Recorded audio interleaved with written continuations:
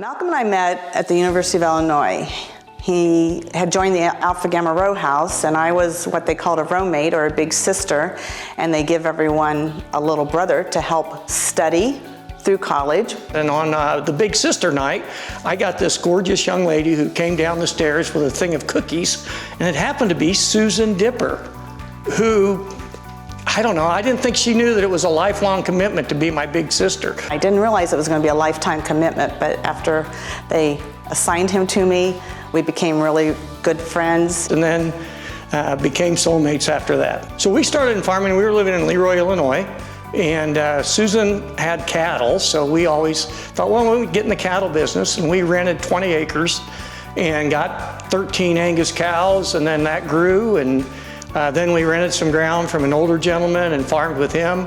And then in 1995, we moved down here to Blue Mound and bought into Susan's father's operation, Don Dipper's, and then been here ever since. We decided I only have one other sister, and there were no other boys in the family to come back, and Malcolm had always wanted to farm, and the opportunity lent itself here.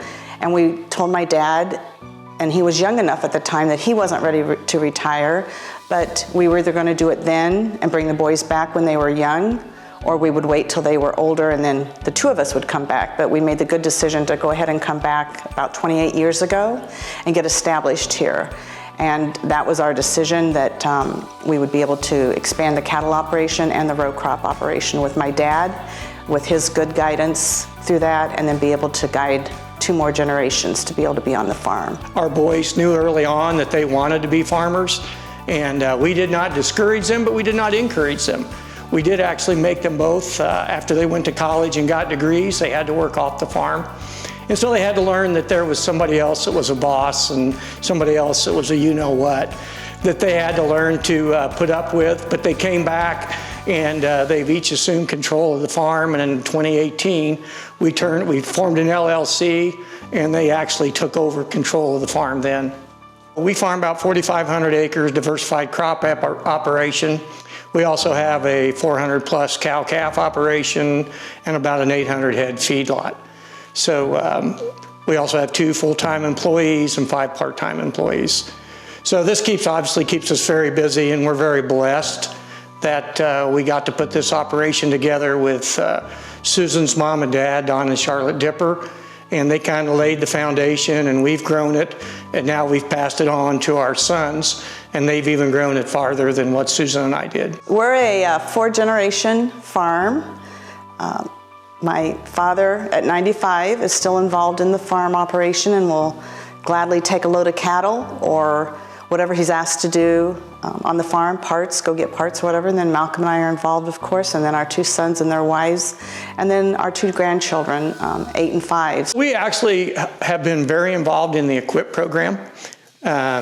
We started, almost 20 years ago. When we moved here, there was just perimeter fencing. We had 220 acres of pasture, and we ran about 100 cows.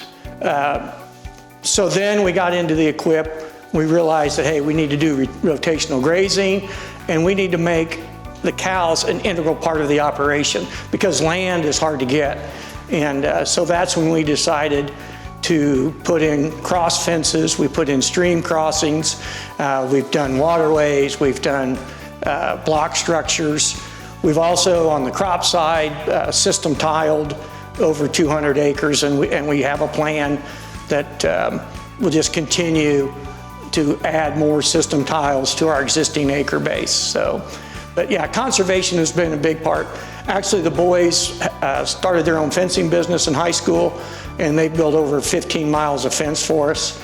So it was a catch-22. It allowed us to do conservation work and make us more efficient, but it also kept 2 teenage boys busy. I was very blessed to be given an opportunity and asked to be on the board for the Illinois Beef Association a number of years ago, and then I spent a number of years on the board. I was the president of the checkoff division for years, and great leadership, great mentors on the beef board that I got to be able to get a lot of experience with. And those people now, Malcolm and I, whether we go to NCBA or IBA events, from the state tip-top north to the very bottom of the south of the state.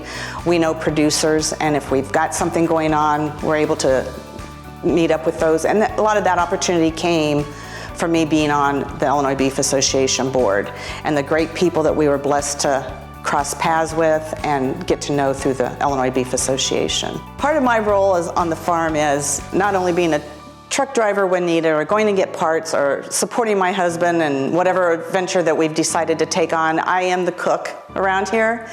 And so any given day I can feed from 4 to 10 people, and whether that's pack them up and take them to the field for the harvest crews, the combine, the cart drivers or the truck drivers, or whether they're working cattle all day. Probably my favorite thing when I stop and think about it, farming, I was blessed with a husband that loves the agriculture, loves a tractor, loves the livestock. We were given 2 boys and blessed by their love of the farm and being stewards of the land and livestock.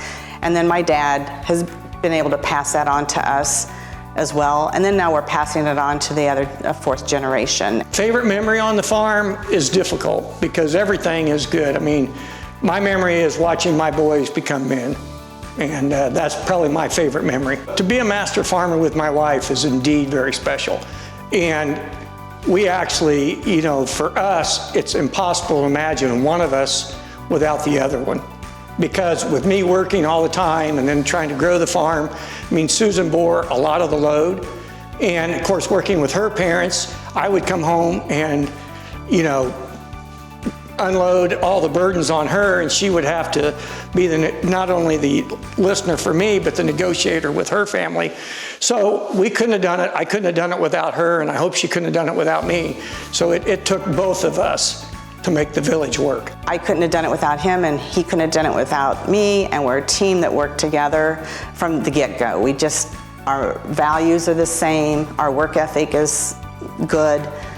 We were blessed by given what we have been given, and that was a big responsibility to be stewards of the land and livestock. And by being a master farmer, this has honored what we have done because we have been honoring what we've been given as well.